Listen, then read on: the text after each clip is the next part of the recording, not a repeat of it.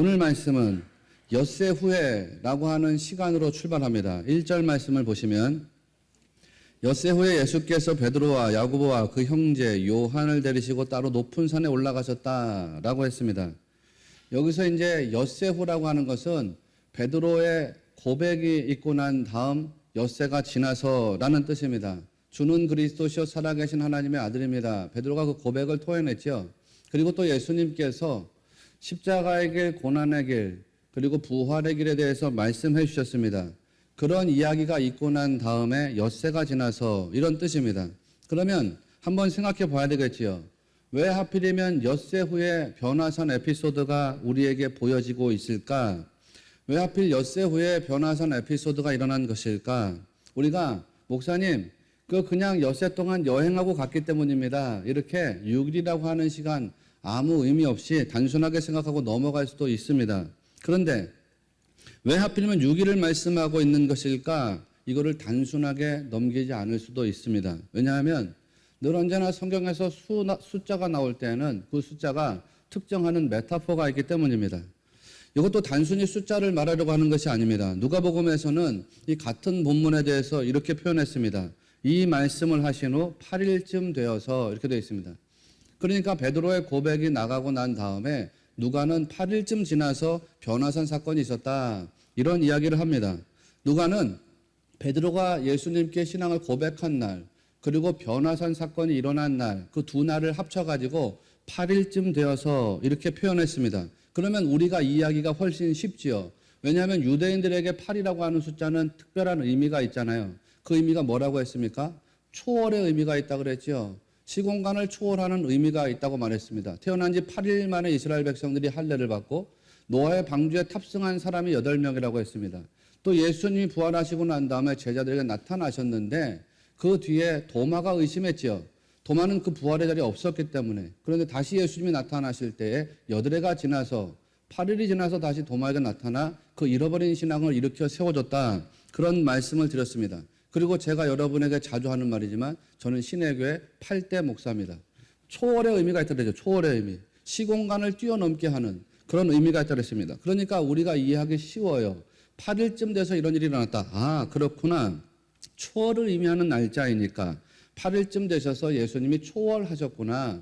8일쯤 되셔서 예수님이 영광의 모습으로 변화되었구나. 뭐 이런 식으로 이해하면 됩니다. 그런데 마태는 베드로가 고백한 날과 변화사 사건이 일어난 날을 빼버리고 그저 6일이라고 표현했습니다.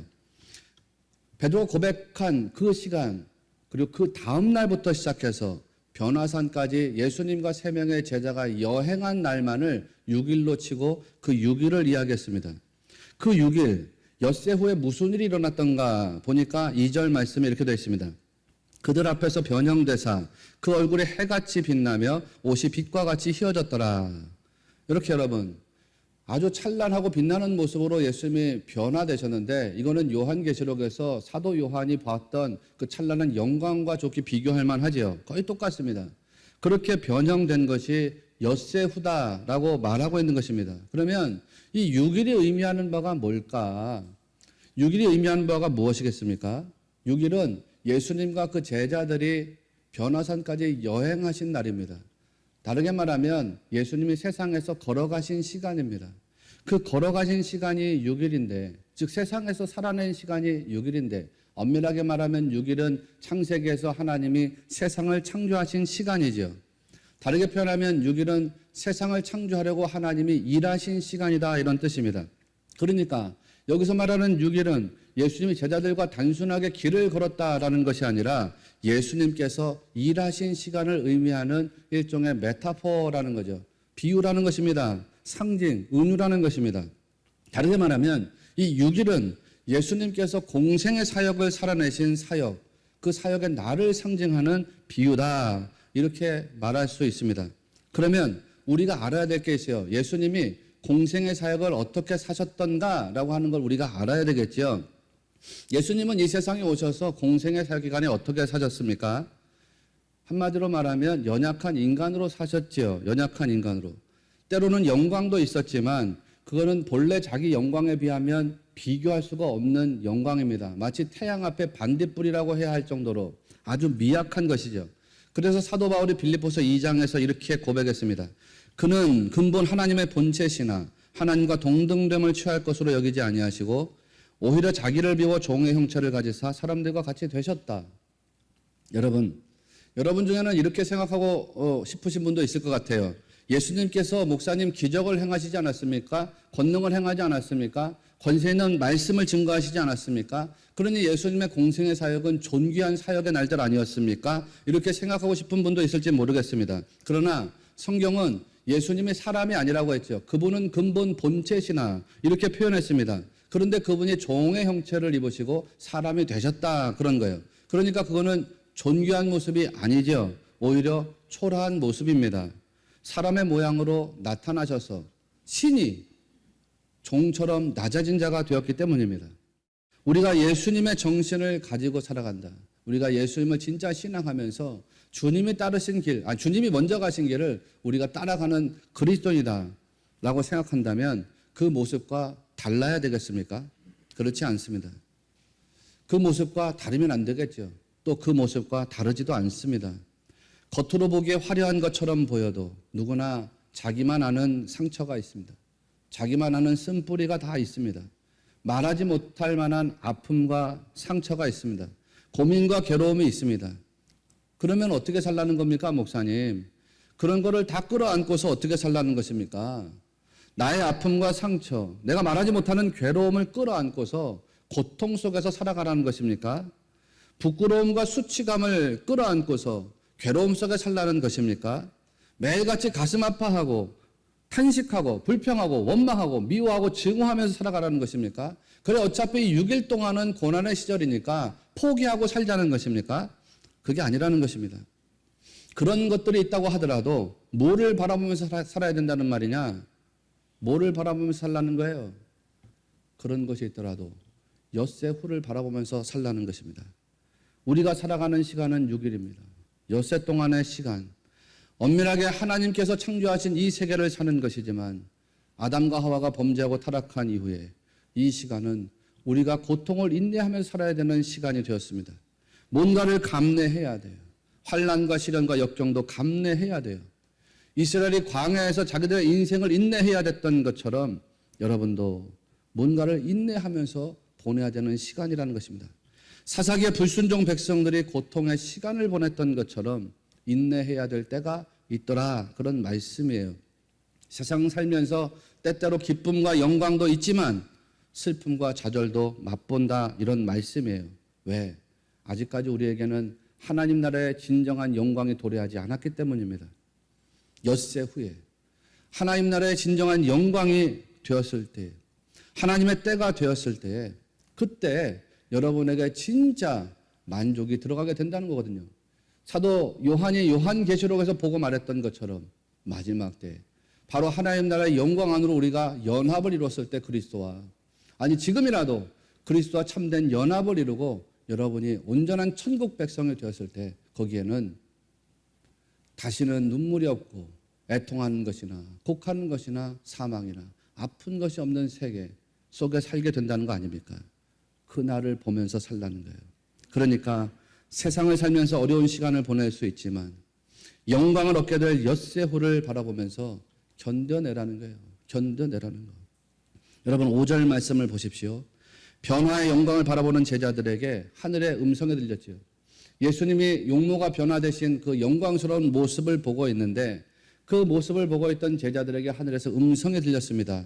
5절 말씀에 이는 내 사랑하는 아들이요 내 기뻐하는 자니 너희는 그의 말을 들으라. 인내의 영광을 누리게 될 여러분에게 정말 여러분이 그리스도와 연합해서 천국 영생의 삶 속에서 그 영광을 누리게 될 그 삶에 하나님이 이와 똑같은 말씀을 주신다는 거 아닙니까? 이는 내 사랑하는 자녀요 내 기뻐하는 자라. 그 소리가 여러분에게 들려지는 날이 올 거라는 거예요. 그때까지 사도 바울처럼 내게 능력 주시는 자 안에서 모든 것을 감당해내라. 그런 말씀입니다. 사도 바울이 내게 능력 주시는 자 안에서 내가 모든 것을 할 수 있느니라 라고 말했을 때 그 말의 의미는 내가 진짜 모든 걸 다 할 수 있다 그런 뜻이 아니라고 했습니다. 그렇지 않아요, 여러분? 지난주에도 말씀드렸지만 여러분이 주님 능력 주신다고 모든 것 다 할 수 있습니까? 다 할 수 있습니까? 실제로 다 했습니까? 다 하지 못하죠. 바울은 그런 의도로 이런 말을 한 것이 아니라고 했습니다.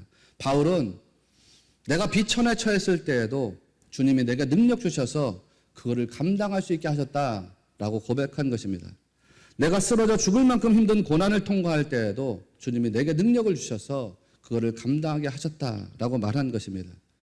자, 여러분, 그러면요, 그렇게 주님의 능력으로 우리가 감당하려면 내가 진짜 주님 능력 받아서, 성령의 능력을 받아서, 주님 주시는 힘을 받아서 날마다의 삶을 그렇게 감당해내면 인내의 영광을 이루려면 내 안에 뭐가 이루어져야 돼요? 뭐가 이루어져야 돼요? 뭐가 이루어져야 될까? 계속 말씀드리지만 자기 부인이에요. 자기 부인. 율법적 자아가 죽어야 돼요. 왜 사람들이 이 얘기 저 얘기, 이런 이야기 저런 이야기 자주 말하는 것일까요? 아니면 저 같은 경우에도 왜 똑같은 이야기를 여러분에게 계속해서 자주 이야기하는 걸까요? 그만큼 사람들이 자아의 고정된 생각을 뒤집으려고 하지 않기 때문입니다. 쉽게 말하면 남의 말을 잘 듣지 않는다라는 거예요. 경청하지 않는다는 거 아닙니까? 이 경청이라는 건 사실은 상대방을 이해하려고 노력할 때, 상대방을 존중할 때 되는 거잖아요. 그렇지 않습니까, 여러분? 그런데 인간의 율법적 자아는 그걸 자꾸 회방합니다. 회방해요. 다른 사람의 말을 잘 경청하지 않아요. 그 사람 존중하거나 그 사람을 이해하려고 하지 않고 자꾸 나만 이해를 시키려고 하죠. 내 이야기를 들려주려고만 하고. 저도 그런 경향이 좀 있기는 하지만 죄송합니다. 어떻든 인간의 율법적 자아가 다른 사람의 이야기 듣는 걸 자꾸 방해해요. 이게 인간의 본성입니다. 과학적으로도 그렇대요. 이 과학자들이, 심리학자들이 밝혀낸 사실이 있지 않습니까? 이 뇌가 가지고 있는 우리 인체 전체의 질량 중에 뇌가 가지고 있는 질량이 2% 정도밖에 안 된대요. 뇌가 우리 몸에서 2% 정도의 질량을 가지고 있는데요. 여러분이 그냥 편안하게 앉아있을 때 여러분 몸의 에너지를 이 뇌가 20%를 소모시킨다는 거예요. 그러니까 여러분 지금 엄청나게 에너지를 소모하고 있는 중입니다. 왜냐하면은 지금 편안하게 앉아있는 상태에서도 20% 에너지가 나가는데 내 얘기도 들어야 되지, 뭐 졸음도 이겨내야 되지, 뭐 목사님 얘기 뭐 경청해야 되는데 뭐 잘 들리진 않지, 뭐 이런저런 신경을 쓰니까요. 우리 몸에 심장이 있는데 이 심장이 우리 몸에서 열량을 소모할 때 편안한 상태에서입니다. 편안한 상태에서 에너지를 한 10% 정도 소모한대요. 우리 몸에 허파가 2개 있는데 이 허파도 편안한 상태에 있을 때 우리 에너지를 10% 정도를 소모시킨대요.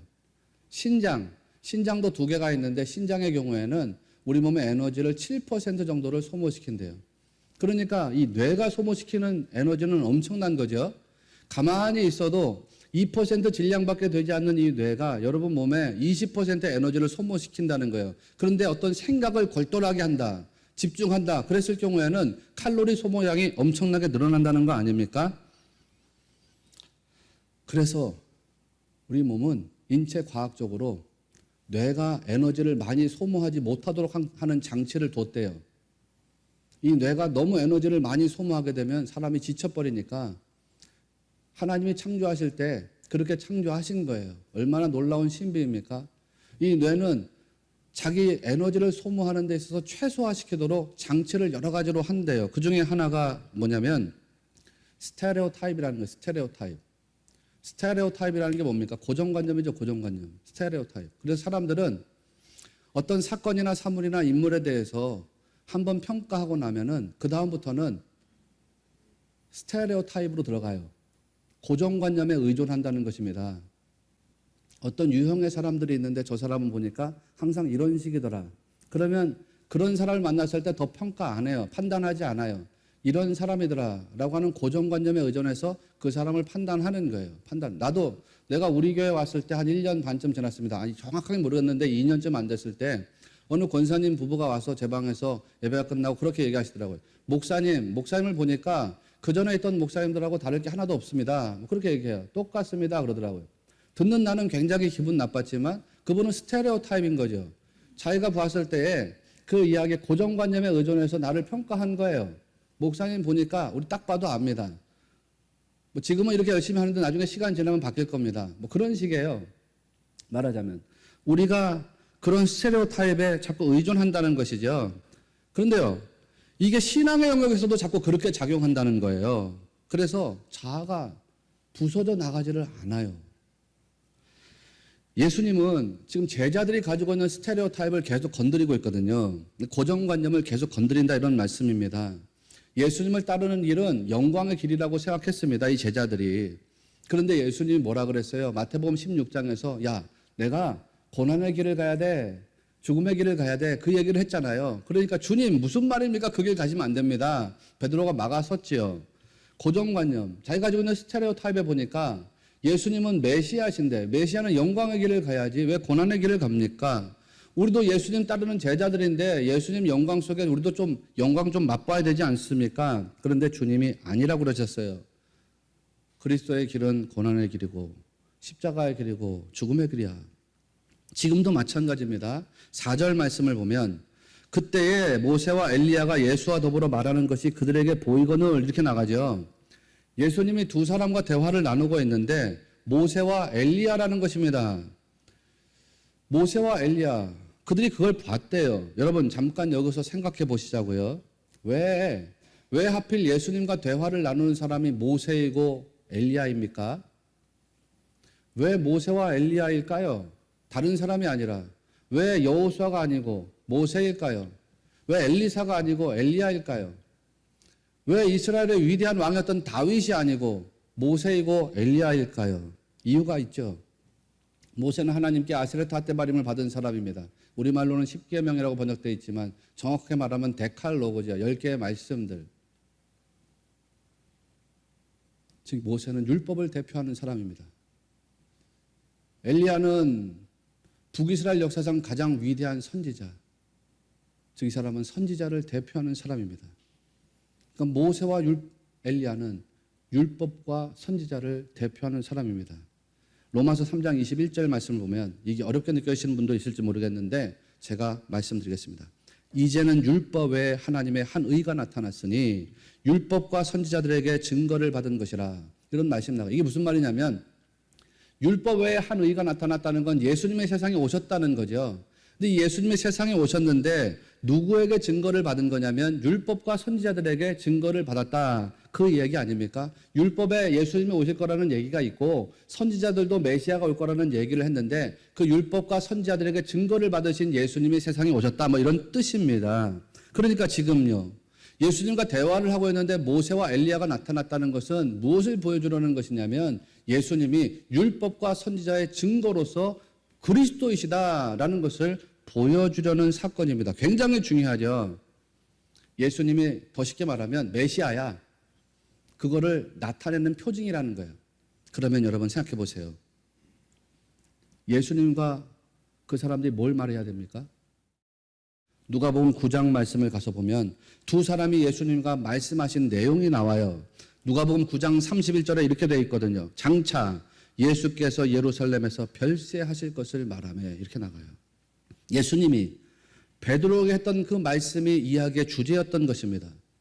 자기들 생각에는 예수님, 모세, 엘리야가 모여가지고서 영광을 말할 줄 알았더니 주님의 죽음을 말하고 있는 것입니다. 영광의 길을 이야기하고 토론할 줄 알았더니 고난의 길을 지금 이야기하고 있는 것입니다.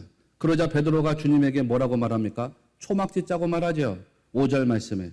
베드로가 예수께 구하되 랍비여 우리가 여기 있는 것이 좋사오니 우리가 초막 셋을 짓되 하나는 주를 위하여 하나는 모세를 위하여 하나는 엘리야를 위하여 하사이다. 이렇게 나가요. 자, 여러분 결론부터 말하면 베드로는 이거 왜 짓자고 그런 거냐면 죽는 것보다 영광이 좋았기 때문이에요. 무슨 말이냐? 예수님 이제 곧 초막절이 다가옵니다. 초막절. 초막절이 되면 우리가 초막을 짓고 일주일 동안 광야에서 지내는 전통이 있지 않습니까? 그러니까 우리 초막을 어차피 지어야 되는데 여기서 좀 초막 집시다.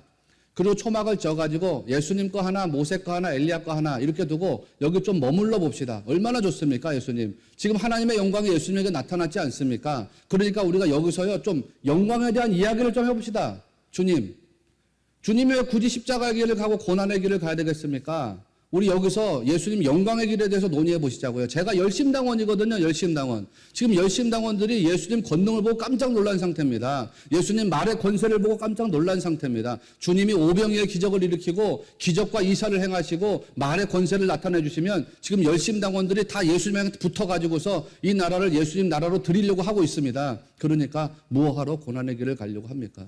여기 며칠 동안 있으면서 우리 좀 진지하게 이야기 좀 해봅시다. 예수님. 영광의 길에 대해서. 예수님께서는 이미 인자가 죽었다가 다시 살아나야 한다고 말씀하셨습니다. 고난을 통과하고 난 다음에 영광을 볼 거다 이렇게 말씀했습니다. 죽은 다음에 부활이 있을 거라고 말씀하셨습니다. 좀 유식하게 말하면 no cross, no crown이에요. 고난 없으면 영광이 없어요. 그 말씀을 했습니다. 그런데 베드로는 고난으로 가기가 싫어요. 저 세상에 나가서 주님이 십자가에 매달려 돌아가시는 길 가는 거 싫어요. 나도 거기에서 주님과 함께 고난당하는 게 싫어요. 그냥 여기에 하나님의 영광이 나타나 있는데 초막 3개 짓고 여기서 하나님의 영광만 보고 싶은 거예요. 잠깐 맛만 보고 내려간다고 하더라도 그거 보고 싶어요. 무엇이 그거를 요구했을까? 베드로의 자아가 그거를 요구했습니다. 그러니까 엄밀하게 말하면 베드로가 짓겠다고 하는 초막은 주님을 위한 것도 아니고 모세를 위한 것도 아니고 엘리야를 위한 것도 아닙니다. 그냥 자기 자신을 위한 초막이었던 것입니다. 여러분, 우리도 그럴 때가 있잖아요. 주님, 제가 주님의 영광을 위해서 초막을 짓겠습니다. 우리도 그렇게 말할 때가 있지 않아요? 이걸 좀 쉽게 말씀드릴까요? 주님, 제가 주님의 영광을 위해서 살겠습니다. 나 주님의 영광을 위해서 살 테니까 좋은 대학 가게 해주세요. 주님의 영광을 위해 살 테니까 고소득 연봉을 받게 해주세요. 직위를 갖게 해주세요. 직급을 얻게 해주세요. 내가 주님의 영광을 위해서 살 테니까 하는 일마다 잘 되게 해주세요. 내가 성공하게 해주세요. 우리 그럴 때가 있지 않습니까? 그런데 그렇게 정말 되었다고 해서 여러분 주변에 있는 사람들이 주님께 영광을 돌리시던가요? 혹은 여러분은 주님께 영광을 돌리셨는가요? 정말 주님이 내게 은혜를 주시고 능력 주셔서 내가 소망하는 바가 성취되었을 때에 우리의 삶이 주님께 영광 돌리는 삶으로 갔던가요? 죄송합니다. 죄송한 말씀이지만 얼마의 감사원금으로 끝입니다. 그리스도의 영광을 자랑합니다. 아, 내가 이렇게 된 것이 그리스도의 영광. 주님이 내게 주신 은혜 때문이었어. 내가 그래서 그리스도의 영광, 그리스도의 복음을 증거하지 않을 수가 없어. 여러분 안에 여전히 초막을 붙들게 하는 자아가 살아있습니까? 안주하고 머물고 싶은 그런 초막 있습니까? 아, 신앙생활 그 정도만 하면 된다 라고 말하고 싶어하는 그런 초막이 있습니까? 말씀을 율법적 자아의 의도대로 해석하고 그리고 받아들이고 싶게 한 그런 초막이 있습니까? 그런 초막을 깨야 돼요. 그리고 여러분을 붙들고 있는 율법적 자아의 산에서 내려가야 돼요. 사명으로 나가지 못하게 하는 초막이 있다면 깨야 돼요. 십자가를 외면하게 하려는 초막이 있다면 부숴야 돼요. 오늘 8절 말씀 보십시오. 제자들이 눈을 들고 보매 오직 예수 외에는 아무도 보이지 아니하더라. 말씀이 이렇게 나가지요. 그리고 난 다음에 산을 내려왔대요. 나는 이게 마태 선언이라고 생각합니다. 제자들과 예수님이 언제 산에서 내려왔나? 제자들이 언제 산에서 내려왔나 보니까 그들의 눈에 예수님만 보이게 되었을 때에 산에서 내려왔대요. 여러분 눈에 예수님 말고는 보이는 게 없어야 돼요. 그런 사람이 산을 내려올 수 있대요. 그런 사람이 산을 내려와서 사명의 길을 가고 능력의 길을 가고 치유와 회복의 길을 가게 된대요. 나의 한계가 보이고 세상의 벽이 보이고 개인의 영광이 보이고 환경의 어려움이 보입니까? 그러면 산을 내려오지 못한대요. 주님만 보여야 된대요. 그러면 주님과 함께 산에서 내려와서 세상으로 들어가게 되는 것입니다. 여러분, 주님이 영생을 구했던 부자 청년에게 하셨던 말씀을 기억해 보십시오.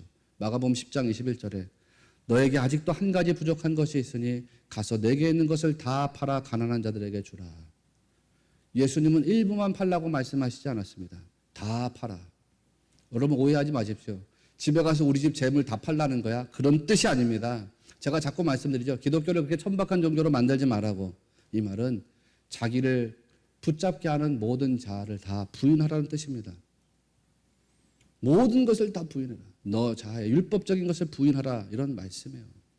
말씀을 가로막는 초막이 있습니까? 사명을 방해하는 초막이 있습니까? 십자가의 길을 외면하게 하는 초막이 있습니까? 자기 영광과 출세를 구하고 싶은 초막이 있습니까? 다 부수라는 거예요.